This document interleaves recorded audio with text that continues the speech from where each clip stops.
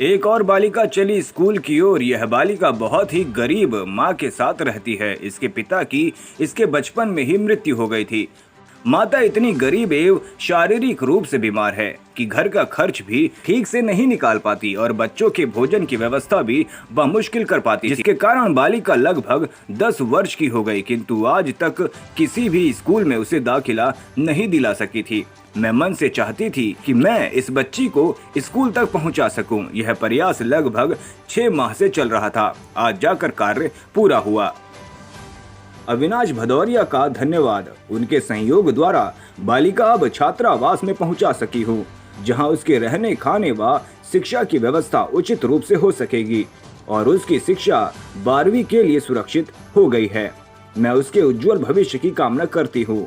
Team Manu मन की आवाज, फाउंडेशन इंजीनियर अर्क शर्मा, मधुर मोहन शर्मा, संजीव बालियान, अधिवक्ता पुनीत कंसल, आकाश भारद्वाज एवं दिव्यांश शर्मा उपस्थित रहे।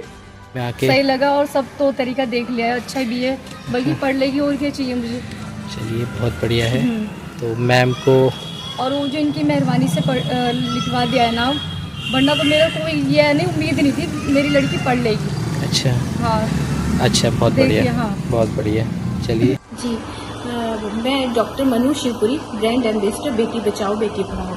बेटियों के लिए मेरा स्पेशली वर्क रहता है, क्योंकि मेरा मन होता है कि क्यों ना एक जो भेदभाव है, बेटियों के साथ भेदभाव है, उसे अपने लेवल से भी कुछ क्षेत्र में भी मैं कर पाऊँ तो मुझे खुशी होगी।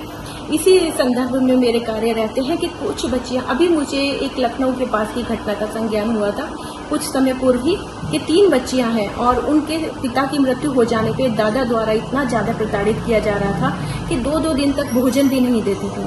उन्हें बहुत मुश्किल में मैंने लखनऊ से हरिद्वार बुलाया और उनका आवासीय छात्रावास में एडमिशन कराया। आज वो 12th तक की शिक्षा के लिए सुरक्षित हो गई हैं, पढ़ रही हैं। ऐसी ही एक घटना अभी 2 दिन पूर्व भी हुई। मैं प्रयास में तो 6 महीने से थी इस बच्ची के, क्योंकि इसके पिता नहीं है और माता बहुत बीमार है, तो इनको पालना भी उसके लिए बहुत दूभर हो रखा था, तो पढ़ाने का तो कोई प्रश्न ही नहीं था। इसकी जब मुझे जानकारी मिली तो मैंने इसके लिए प्रयास आरंभ किए और बहुत जगह मैंने बात की, लेकिन कहीं एडमिशन नहीं हो पा रहा था क्योंकि बच्ची 10 वर्ष से अधिक हो गई थी। तो फिर अब जाकर मेरे 6 महीने के समय के उपरांत आवासीय छात्रावास में उसका एडमिशन हो चुका है और बच्ची बहुत खुश है। वहाँ पे उसको खेलने के बहुत सारे खिलौने हैं, बहुत सारे स्पोर्ट्स का जगह है, ग्राउंड है और यूनिफॉर्म पहनकर स्कूल गई तो वो बच्ची बहुत खुश थी कि पहली बार उसने इस आयु में पहली बार यूनिफॉर्म पहनी और बहुत खुशी से वो स्कूल गई है। तो ईश्वर उसे आशीर्वाद दे और उसका सुखद भविष्य बनाए। बाकी लोगों से क्या अपील करना चाहेंगे लोग? हमारे देश में शिक्षा भी है, पैसा भी है, बेरोजगारी भी है, ये एक बहुत बड़ा असंतुलन है।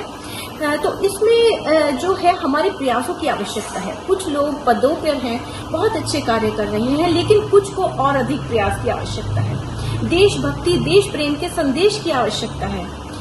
बहुत सारे लोग देश पर बलिदान हुए हैं, उनकी भूमि को हमें संभालना है। तो क्यों ना हम अपने इस संदेश की शुरुआत अपने स्कूल से करें और जितने बच्चे हमारे स्कूल में या हमारे जो बच्चे स्कूल नहीं भी जा रहे हैं, उन्हें अपने देशभक्ति का संदेश दें और जीवन की दिनचर्या के साथ वो देश प्रेम को अपनाकर आगे बढ़ें और देश का विकास करें। ऐसी मैं प्रार्थना करती हूँ सभी से कि अपने क्षेत्र में, अपने आसपास ये संदेश अवश्य फैलाने का प्रयास करें।